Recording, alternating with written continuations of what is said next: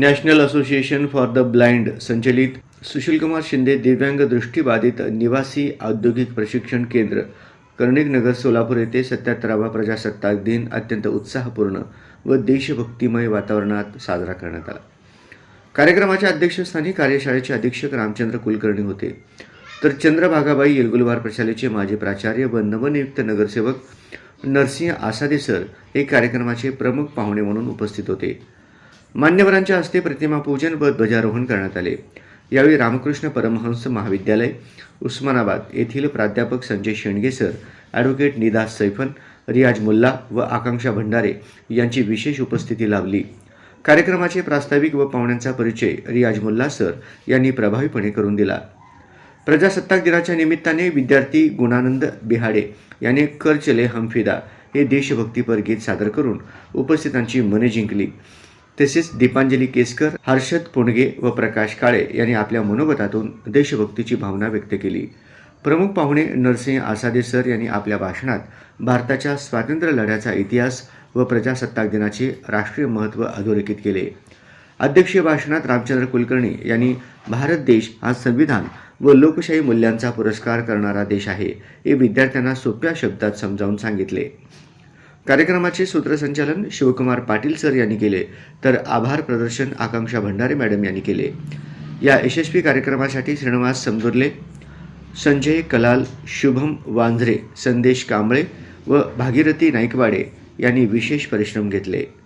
School Ramchandra Kulkarni sir, the teachers Bandari madam, Mulla sir, and the honorable chief guest, today's chief guest Shenge sir, and all the students.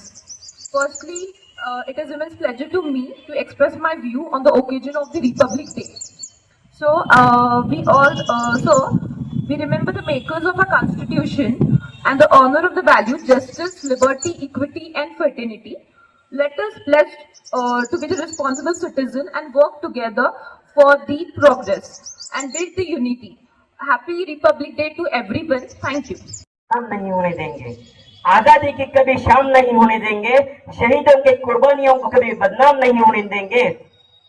जब तक हमारे शहर में लहू के बूंदे रहेंगे, तब तक हम भारत माता का आंचल नीलाम नहीं होने देंगे, तब तक भारत माता का आंचल नीलाम नहीं होने देंगे. लोकांना त्या ठिकाणी ऑफ करण्याचं काम सध्या या ठिकाणी झालेलं दिसतंय आणि हे या रिपब्लिक नेशनमध्ये अतिशय दुर्दैवी असलेलं त्या ठिकाणी दिसतं. म्हणून सर्वसामान्यांनी या ठिकाणी आवाज उठवला पाहिजे.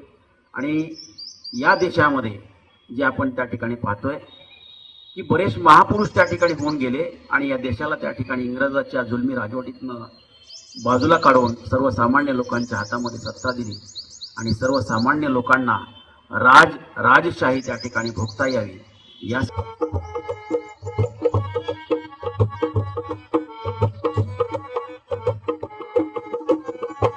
सांस थमती गई, नब्ज़े जमती गई, फिर भी बढ़ते कदम को न रुकने दिया.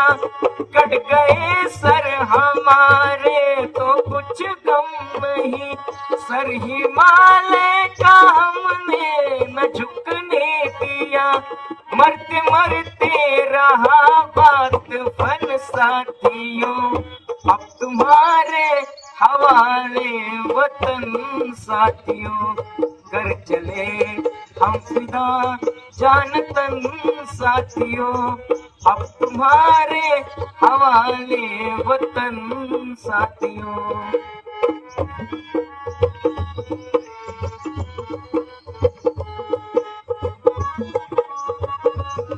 या ठिकाणी सांगितलं की हे संविधान जे आपण म्हणतो स्वातंत्र्य दिलं, समता, बंधुता, न्याय, समान हक्क, हे सर्व संविधानामुळे शक्य झालेलं आहे.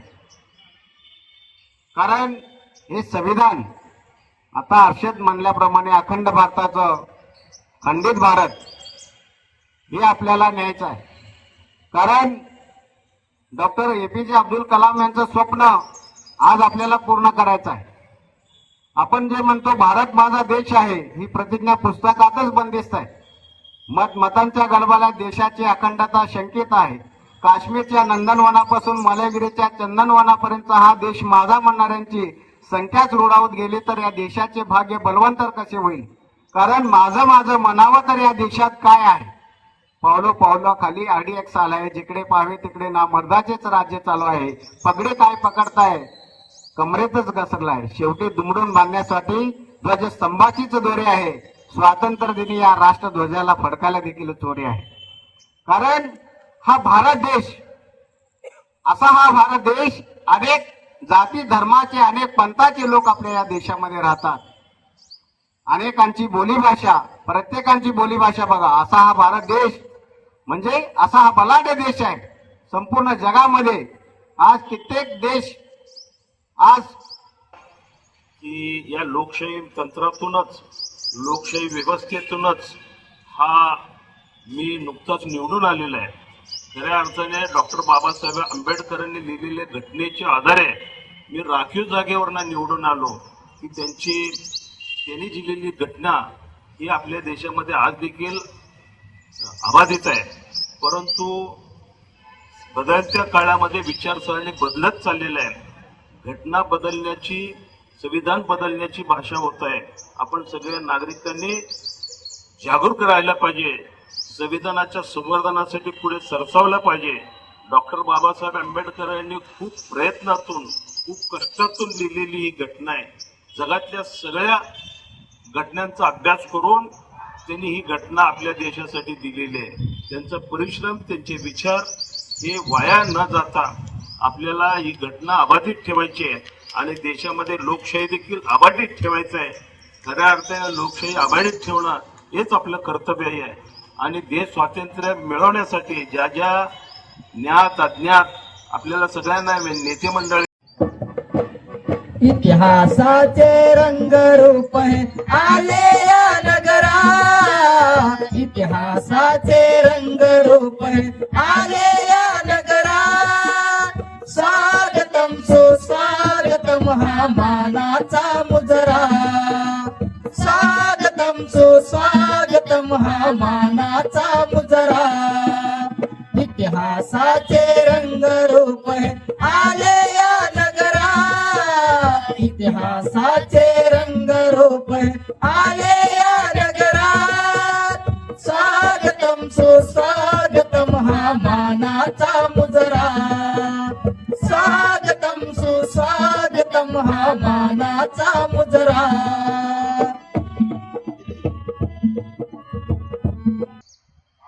That the Indian Constitution came to exist text. The Constitution was adopted by the Indian Constitute and Assembly, month of November 26, 1949, and came into effect 1 year later, month of January 26, 1950. The democratic government system. The drafting committee led by Dr. B.R. Ambedkar was one among our 17 committees of the Constitute and Assembly.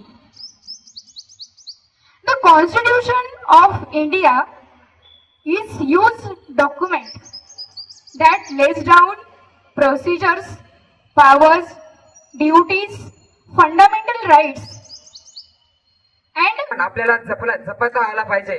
कारण की संविधानामध्ये doctor Babasaheb आंबेडकरांनी आपल्याला जे अधिकार दिले आहे, कलम 14 ते 18 समानतेचा अधिकार, 19 ते 22 स्वातंत्र्याचा अधिकार, कायद्यासमोर सर्व समान. आज मी इथं बोलू शकतो ते सुद्धा कलम 19 अभिव्यक्ती स्वातंत्र्य मला बहाल केलेलं आहे तुम्हा सर्वांना डॉक्टर बाबासाहेब आंबेडकरांनी. त्यानंतर 25 ते 28 धर्मनिरपेक्षता. परंतु आज आपण बघू शकतो की हिंदू, मुस्लिम, शीख, ईसाई हे आज आपण भाई भाई फक्त तोंडापुरतं म्हणतो. परंतु आज आपल्याला अशी परिस्थिती निर्माण येते की तू मी करत बसले तर आपला देश हा खंडित होत चाललेला आहे. या अखंड भारताला जर अखंड ठेवायचं असेल तर भारतीय संविधान जपलं पाहिजे. त्यामुळे एक वर्धा येथे झालेल्या संमेलनामध्ये एका कवीने फार छान एक कव्वाली गायली होती की प्रेम की गंगा बहती है तो बहने दो, प्रेम की गंगा बहती है तो बहने दो, क्यों देश में दंगे करते हो, खुशहाली रहने दो। क्यों देश में दंगा करते हो, खुशहाली रहने दो।